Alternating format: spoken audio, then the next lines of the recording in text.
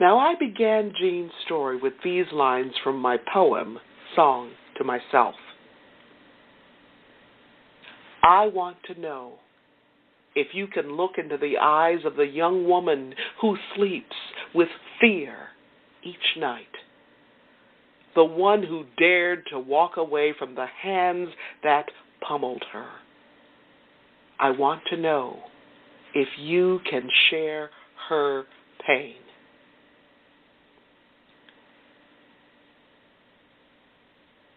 Now, you know that confronting and dealing with our fears makes all the difference, doesn't it? If we let it, fear will hold us captive. It will steal our joy. It will just suck the life right out of our very bones. But when we say, hey, I'm stuck, when we say enough is enough, when we reach out for support so we can confront and deal with our fear, that's when we can begin the process of restoring ourselves, of restoring our birthright, of restoring our love and faith, so we can be true to ourselves and restore the amazing power of our own true voice. Well, I certainly hope this story about Jean and her learning journey has inspired you today. I know it's inspired me. Now, I'm going to share my entire poem with you so you can hear how Jean's story fits into the overall context of the poem. Now, you know that I coach and consult with leaders all the time, and I also write and speak about leadership.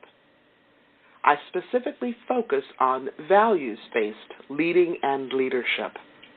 And my clients love it because I'm one of the few leadership coaches and consultants who does that. Now, my clients often ask me to tell them more about my life, about my story, right? And I do. And I often share this poem with them because my story actually lives and breathes inside of the poem. I simply tell them, you know what? If you really want to know more about me, just read or listen to this poem. Let me share it with you. It doesn't matter to me what you do or where you work. I want to know who you are when the sun goes down, and if you are willing to put everything on the line to fulfill your soul's desire.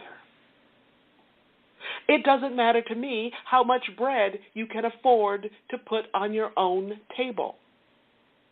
I want to know if you will knead and wait and bake the bread and share your blessings at someone else's table. I want to know if you can look into the eyes of the young woman who sleeps with fear each night, the one who dared to walk away from the hands that pummeled her. I want to know if you can share her pain. It doesn't matter to me what neighborhood you live in or what kind of car you drive. I want to know what drives you, what compels you to follow your soul's longing. I want to know what pierces your heart, awakens you at night, and inspires you to devote yourself to whomever or whatever moves you. I want to know how many times you've opened your heart and extended a hand to your homeless sister or brother. I want to know if you will sit in the quiet, dark hours between midnight and dawn, listening to another's heart song. It doesn't matter to me how many unspeakable secrets you have. I want to know if you will share your secrets to liberate your demons so they don't devour you or those you love. I want to know if you will risk looking foolish to embrace your bliss. I want to know if you will grasp the sleeve of a nameless elder stumbling on his way and lead him in from the cold. I want to know if you will throw away your cloak and show your heart, if you will dare to wear your soul on the outside. It doesn't matter to me how many mountains you've climbed or will climb. I want to know if you've fallen down in the valley of despair. I want to know if you've scarred your knees on the stones of self-abandonment. I want to know how long you've been hidden in the shadows of hypocrisy, prejudice, addiction, abuse. I want to know if you will stop to light a candle and pray with others who will surely wander there. It doesn't matter to me what you say you will do for others. I want to know if you will act with courage and conviction, if you will daily cradle the frail hand of your mother when she no longer knows your name. I want to know if you will look into the hazel, gray, or ebony eyes of a stranger and say yes, yes, to affirm your sister, your brother, yourself.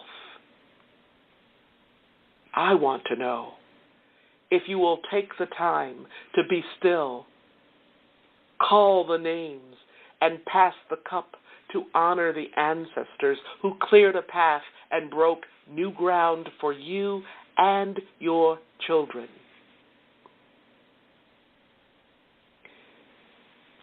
It doesn't matter to me that you have a past.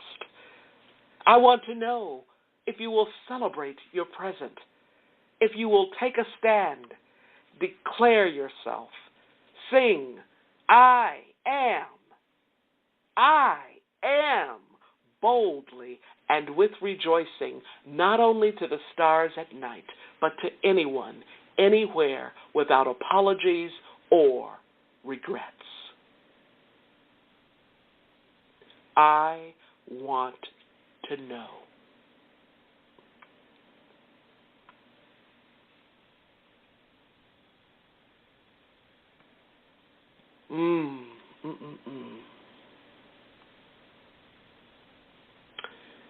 Wouldn't it be wonderful?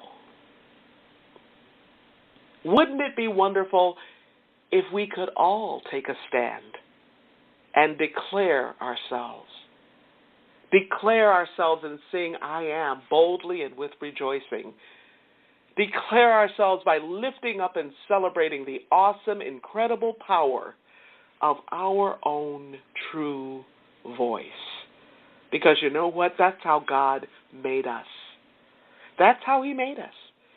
He didn't make us to cower or to hide out or to believe what the world would have us believe, that we're missing something, that we're insufficient, that we're not enough. We are children of the Most High. We are made to stand up and be counted.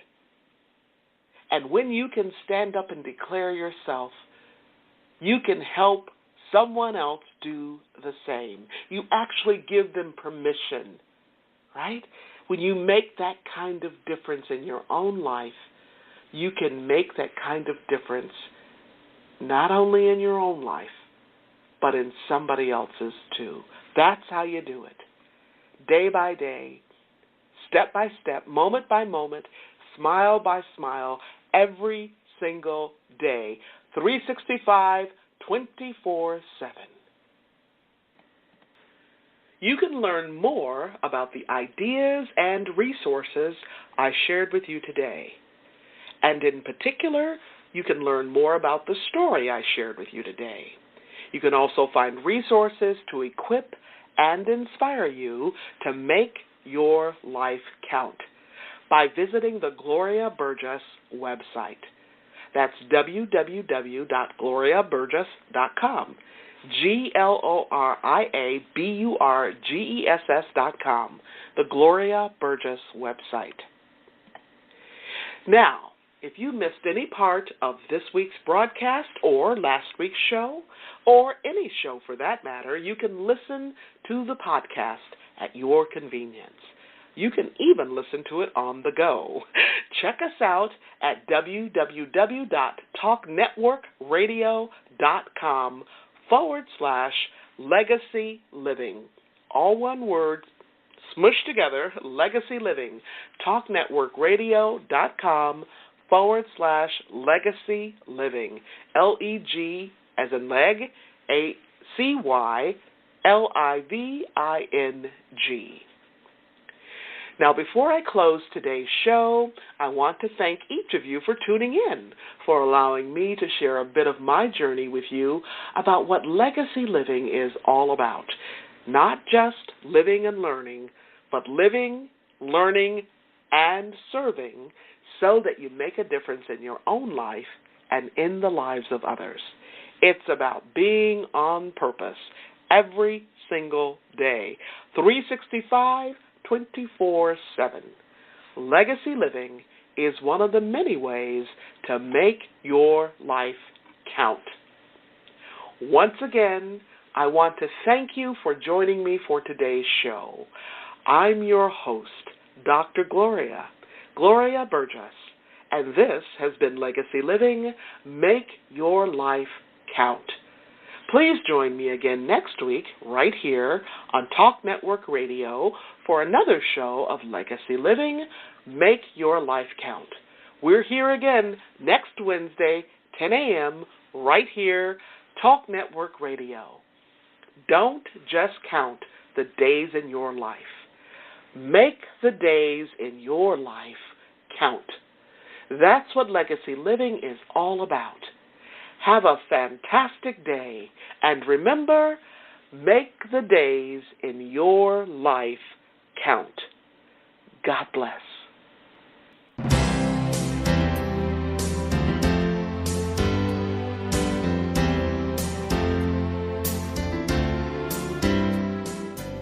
That's our show today. I'm your host, Dr. Gloria Burgess. I hope you'll join me again next week. Until then, don't just count the days in your life. Make the days in your life count. That's what legacy living is all about. Here's to you. Have a fantastic day. Be sure to make it a yes kind of day.